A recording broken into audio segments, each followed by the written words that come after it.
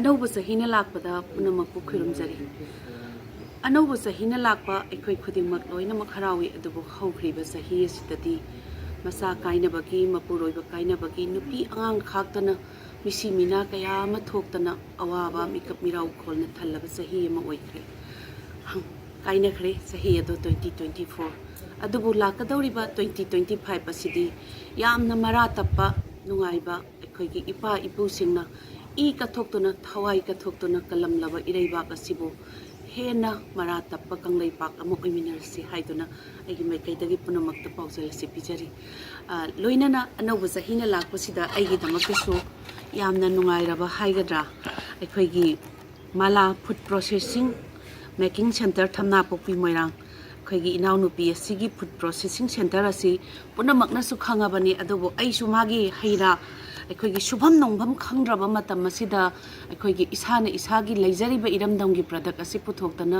है अरैबा मयाम असी पुथोअगने हेना ममिंग चटपा महाउ लैबा अमा ओइनबा होनबदा मागी लैजबा वखल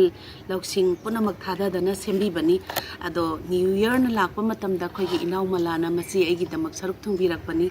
यामना नुंगाइबा अमना अखोइगी एस्पर्ट तोरबोटसे अखोइना पेथागुम्बा कैगुम्बदी अदुम चाइ अदुबु सुमाइना अखोइगी हैगी टेस्ट सेमकपसे अै चाद्री अदो माना पिरकपसे अै महाउ तंगगा येंबा मतमदा अदुकी मतिक महाउ लैबा अदुगुम्बा हैरा अमा ओइरे अदुना हबसिक माना अैगोंदा खुदोल तंबिरइबसी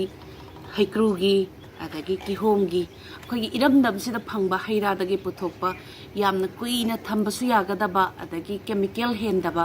यामना कानरबा हैरासिंग असि अैगिदमक्ता अनौब चहीना लाकपदा खुदोल तंबिरकपनी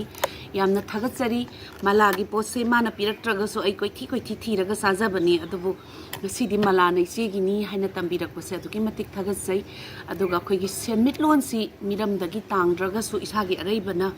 puthoga sema saraga yamna akhoi isana isagi thabak pijaba